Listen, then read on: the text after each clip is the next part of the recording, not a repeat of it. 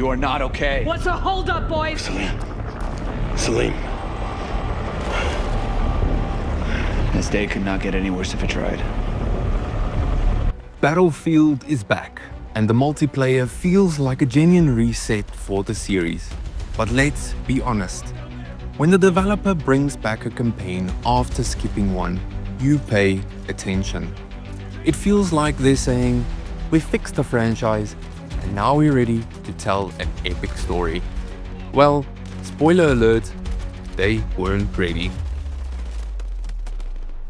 We have spent the time so you don't have to, wading through the very short, very loud disappointment that is the single player mode. The consensus is unanimous. This campaign is a deeply disappointing afterthought that exists solely for marketing material. We're breaking down what went wrong, why it's a failure, and exactly why your hard drive space and your time are better used elsewhere. Whether or not, let's dive in. Dude, it's a mess. I think the gunshot must have hit her artery. Is he gonna make it? Guys, we got 4 dead bodies already. We're gonna have 4 more if we don't pick up the pace. There's nothing I can do for him. We need that intel. First up, the length. You will finish this campaign faster than you can download the massive multiplayer update. We're talking about a shocking 4 to 6 hours. When your playtime is that brief, every moment needs to hit like a truck. Unfortunately, this story is barely capable of tapping the fender. The core idea, a conflict against a massive private military group Pax Armada, and the geopolitical fallout of dissolving global alliances, is actually quite compelling. But the narrative completely fails to deliver. It feels like we got the trailer, but the rest of the movie is missing. The story bounces around the globe with no explanation, leaving massive gaps that leave you completely disconnected from the characters. And speaking of characters, they are bland. We have our grizzled team leader, the tech specialist, and the rookie who definitely won't make it. They are hollow stereotypes that exist purely to hold guns, not to make you care. I honestly can't tell you their names, and I just watch the credits. They have the emotional depth of a puddle in a tank track.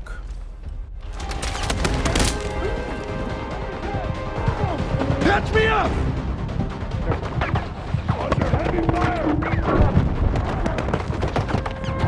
Stay with me. Now for the gameplay, and this is the true crime. The campaign is trying desperately to be a hallway shooter, and it achieves peak mediocrity. Every mission is rote, linear, and utterly uninspired. It's the military shooter equivalent of dial-up internet. You run into a room, clear the designated number of enemies, and wait for your teammate to open the next door. Rinse and repeat. You get every tired trope, the mandatory on-rails turret sequence, the completely baffling and disconnected tank level that's clearly just multiplayer training, and the sniper mission where you're basically shooting fish in a barrel. The turret sequence lasts 45 seconds. It adds nothing.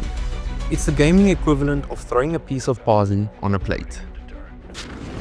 Bags above, hold your fire. But the real betrayal here is the complete absence of destruction.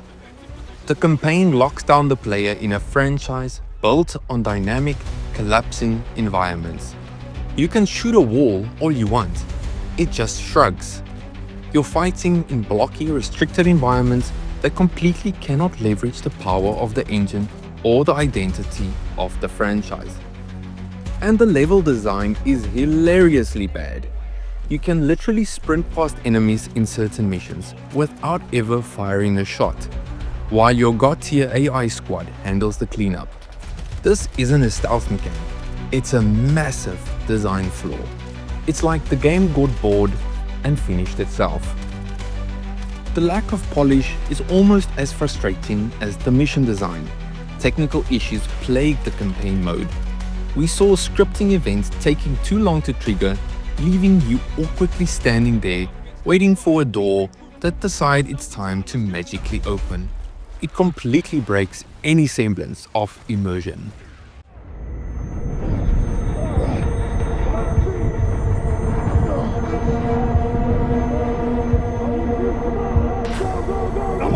I'm okay. There's a no-go, but we got a ride. That Berkeley? You good, Murphy? Good enough. But wait, there's more. The audio mixing is a disaster. Character lines and soundtracks frequently overlap, cut out, or mismatch the on-screen action. I've heard better sound design in a toaster oven. And we saw noticeable frame drops and a downgrade in visual fidelity during key moments and cutscenes.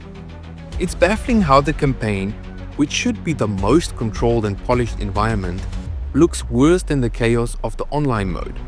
When your campaign is this short and it still feels like the beta, you know the focus was somewhere else.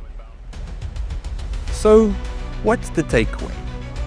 This campaign is unnecessary. It feels like a side project, the thing the B team worked on while the A team fixed the multiplayer. It's an optional extra that adds no value and only serves as a stark reminder of what the engine is capable of when it's rushed and handled without care. It fails to capture the magic of the game's core mechanics. It cannot tell a story worth caring about, and it cannot offer a single memorable level or set piece.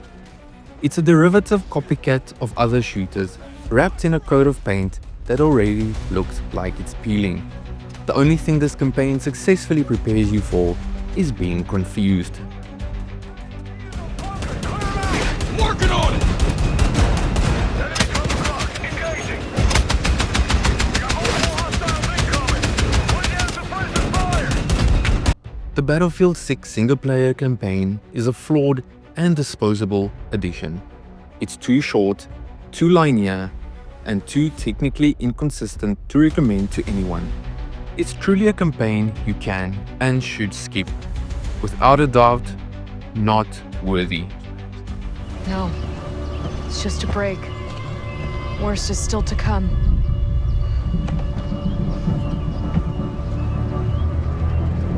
Murphy, just... There's nothing left to say.